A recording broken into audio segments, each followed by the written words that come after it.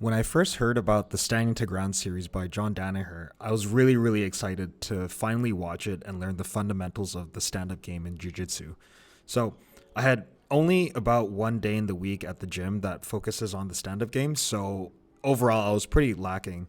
And it was great to see some more content on BJJ wrestling, and it was really cool to kind of finally take the extracurricular time to kind of learn more about stand-up.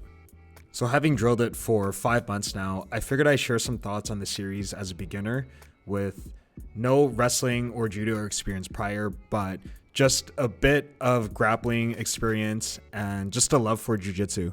So here's my review on the Standing to Ground series. Thank you guys so much for tuning in, and I hope you enjoy. Alright, so the whole Standing to Ground series was split into 3 separate DVDs. Now I'll quickly go over a brief overview of all 3.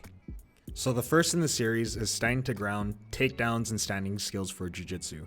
Now this instructional goes through the fundamentals of stand-up skills in Jiu-Jitsu, and it goes over hand fighting, stance, and positioning. It also goes into takedowns from single legs and double legs, front body lock takedowns, and ashiwazas such as foot sweeps and sasais learned in Judo. Now, overreaching many of these concepts is the idea that these moves are modified for Jiu-Jitsu specifically for the ADCC rule set. And that's kind of a theme that goes through all of the DVDs, but I'll get to that in a bit later. So the second one in the series is called Positional Dominance and Scrimmage Wrestling. Now, this part goes through getting to the back position and controlling your opponent, and concepts of controlling your opponents immediately after a takedown.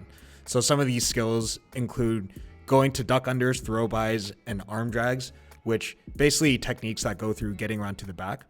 Most importantly, however, the DVD explains defenses and scrambling for jiu-jitsu, such as what to do when you're in a 4-point position, a front head position, and a turtle position.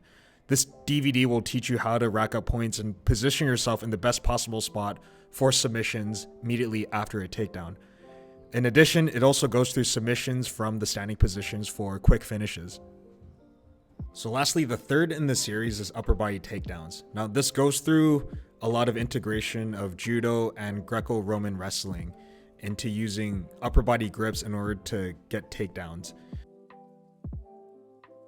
So this series is designed with the ADCC rule set in mind. So as it stands right now, it is possible to score a good takedown that could easily score you a match in Judo or wrestling.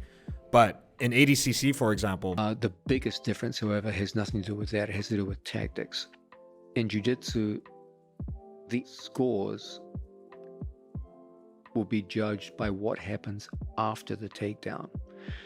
In the case of ADCC, you can take someone down in ways that would score in both wrestling and Judo, and possibly even win the match in the case of Judo, and it would score 0 in ADCC because of the nature of the rules. The whole idea of ADCC scoring is to demonstrate control after the takedown. It's what happens in the critical 3 seconds after the takedown that creates the score. A good theme of this series is that it wants you to think about positioning your takedowns in a way that gets you to advantageous positions for scores and ultimately for submissions. Now, this series does an excellent job in exploring those ideas. However, some of the moves or takedowns might not look as clean or as nice as in a Judo or wrestling rule set.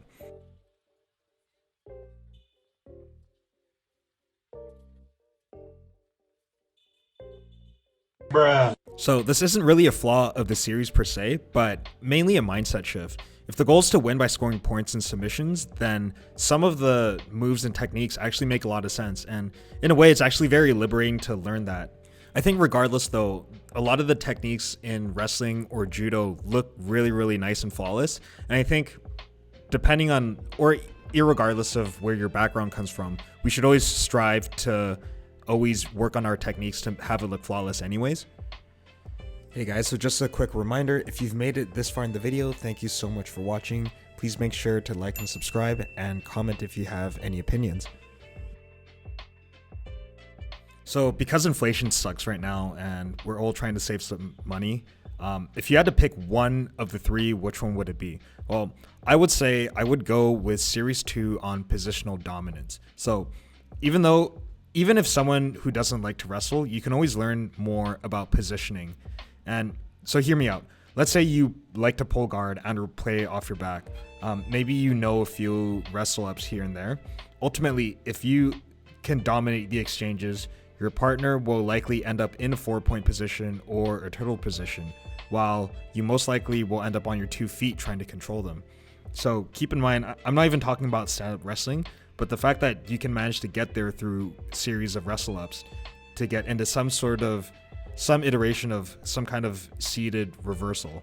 So I think having a strong knowledge of being able to understand and control scrambles is a very important skill, whether you enjoy to do stand-up or not.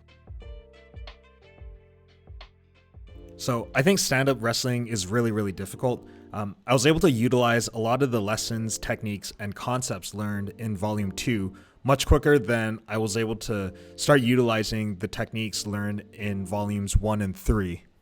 So I've heard and read some reviews and arguments against the series and Danaher's way of teaching the stand-up, and I think I can agree with some of the points that a lot of the full-time wrestlers and full-time judokas put forth, but again, as a beginner, I'm still always trying to cross-reference and trying to test my knowledge. But to that, I would say, obviously, like, this series isn't an end-all, be-all for your stand-up knowledge. I think it's important to continually seek knowledge from other sources and cross-reference other point of views. Take Satoshi Ishii, for example. Last year, Danaher invited him to train and teach at New Wave, and ever since then, Judo has been a really, really integral part of the most recent ADCC and a part of, obviously, like the New Wave's stand-up game. So I would give the Standing to Ground series as a whole a 7 out of 10. If you're trying to learn stand-up skills, the immediate thought is to probably start learning takedowns. And to be fair, a stand-up session at the gym usually just consists of starting from stand-up and then going to take your partners down with an uchimata or a single leg or whatever. It's difficult to grasp how to get to a position of taking someone down. That, in general, that's my experience anyways. For example, an uchimata, like, how do you get to the underhook and how do you connect your hips close together? The New Wave Judo DVD is a great DVD to start learning judo for no-gi. However, I believe you would probably benefit more from studying it after studying Standing to Ground. This series as a whole does a really good job in developing stand-up skills first before introducing takedowns. That way you're in a safer position to start working along your game. And for that reason alone, I think it's a great stepping stone for beginners.